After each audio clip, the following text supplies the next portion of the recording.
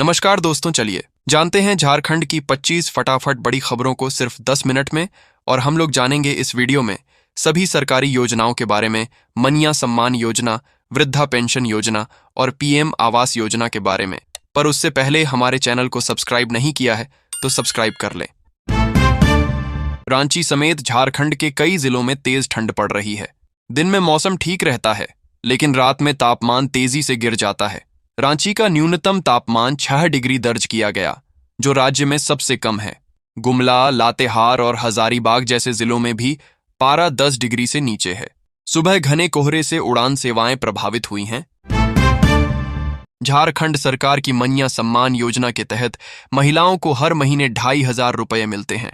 अब 16वीं और 17वीं किस्त का पैसा एक साथ दिया जा रहा है। पहले चरण में 12 जिलों की महिलाओं के खातों में राशि भेजी गई है। जिनकी पिछली किस्त रुकी थी, उन्हें 5,000 रुपये मिले हैं। भुगतान सीधे बैंक खाते में हो रहा है। रांची में सोना और चांदी के दाम बढ़ गए हैं। आज रांची में 22 कैरेट सोना प्रति 10 ग्राम 1,24,800 रुपये और 24 कैरेट सोना 1,31,040 रुपये में बिक रहा है। चांदी का भाव 2,22,000 रुपये प्रति किलो है। बोकारो, जमशेदपुर और देवघर में भी भाव अलग है। गहने खरीदते समय हॉलमार्क जरूर देखें, यही सोने की क्वालिटी की गारंटी है। रांची रेलवे स्टेशन पर आरपीएफ और फ्लाइंग टीम ने मौर्य एक्सप्रेस ट्रेन में जांच के दौरान अवैध गांजा पकड़ा। 3 यात्रियों के बैग से 14 किलो गांजा बरामद हुआ। एक महिला समेत 3 लोगों को गिरफ्तार किया गया है। पूछताछ में पता चला कि गांजा संबलपुर से लाया गया था और बिहार ले जाने की तैयारी थी। बरामद गांजे की कीमत करीब 7 लाख रुपए बताई गई है। जमशेदपुर में बढ़ती ठंड के बीच टाटा जूलॉजिकल पार्क ने जानवरों की देखभाल के लिए इंतजाम बढ़ाए हैं। बाध्ये में हीटर, खुले में पुआल छप्पर और मोटे पर्दे लगाए गए हैं। पक्षियों के पिंजरे के बाहर बल्ब लगाए गए हैं। मांसाहारी जानवरों को ठंड में हर दिन मांस दिया जाता है और शाकाहारी जानवरों को गुड़ और मिनरल्स मिलते हैं। वेटनरी टीम हर जानवर की निगरानी कर रही है। पार्क में करीब 370 जानवर और कई पक्षी हैं। रांची में नेशनल हेराल्ड मामले में राउज एवेन्यू कोर्ट ने सोनिया और राहुल गांधी को राहत दी। कांग्रेस नेता रामेश्वर उरांव ने कहा, यह मामला केवल अपमान के लिए था। रामलीला मैदान में वोट चोरी रैली सफल रही। उन्होंने संवैधानिक संस्थाओं को सबक बताया।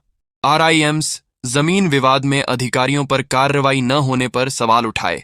पार्टी मजबूत हो रही है और सही वोटर तक जानकारी पहुंचेगी।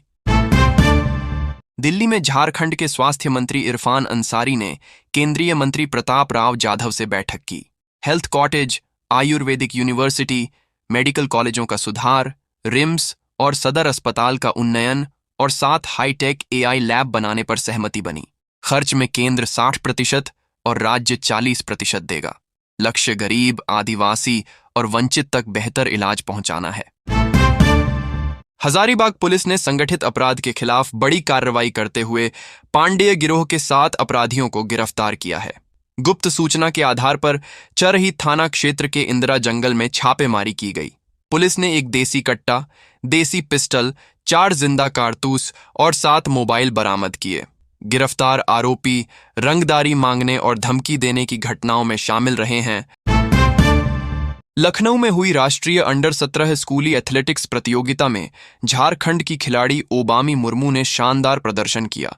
उन्होंने लॉन्ग जंप में 5.60 मीटर की छलांग लगाकर स्वर्ण पदक जीता। इस जीत से झारखंड का नाम रोशन हुआ। मुख्यमंत्री समेत कई अधिकारियों ने उन्हें बधाई दी। गिरिडीह में भाजपा नेता अनंत ओझा ने कहा कि एसआईआर के बाद एनआरसी लागू होनी चाहिए, ताकि सरकारी संसाधनों का लाभ सिर्फ भारत के नागरिकों को मिले। उन्होंने आरोप लगाया कि बांग्लादेशी घुसपैठियों को विपक्षी दलों का संरक्षण मिला। ओझा ने बताया कि गिरिडीह में भाजपा के 2 जिलाध्यक्ष महानगर और ग्रामीण बनाए जाएंगे। झारखंड के कथित शराब घोटाले पर सियासत तेज हो गई है।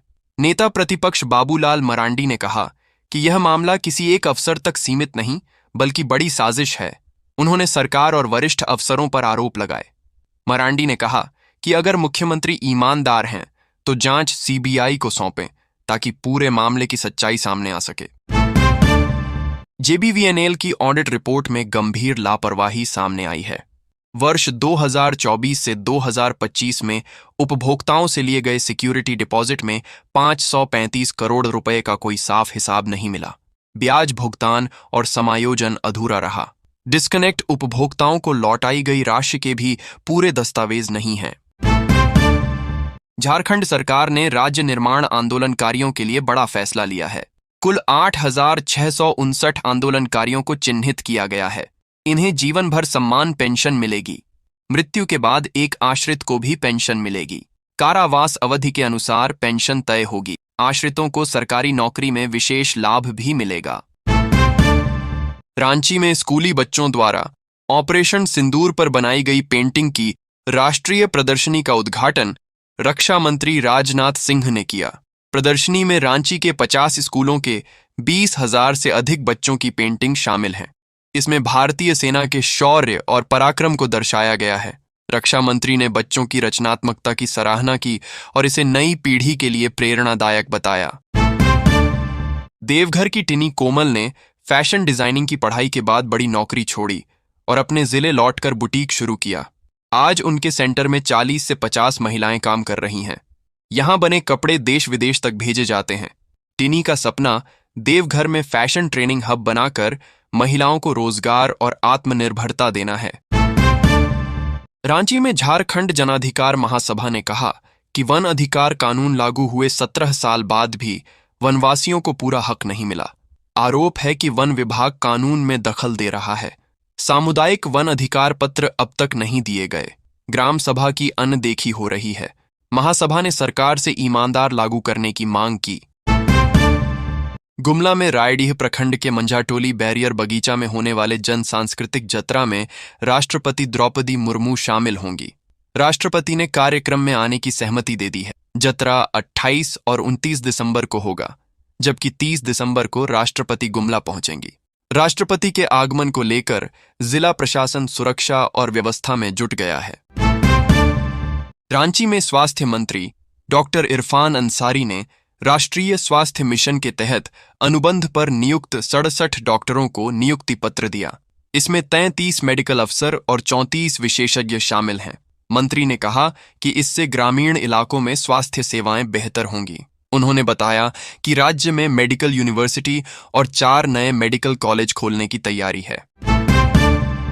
रांची में 69वीं राष्ट्रीय स्कूली खेल प्रतियोगिता के तहत अंडर 14 और अंडर 17 बालिका फुटबॉल का उद्घाटन बीआईटी मेसरा में हुआ।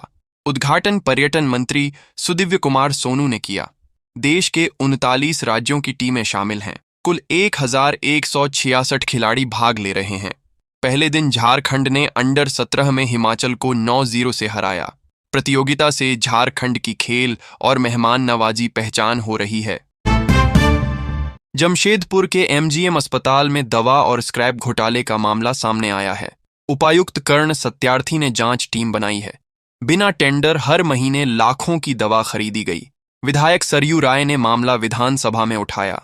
विपक्ष ने सरकार पर भ्रष्टाचार के आरोप लगाए। जांच रिपोर्ट के बाद दोषियों पर कार्रवाई होगी।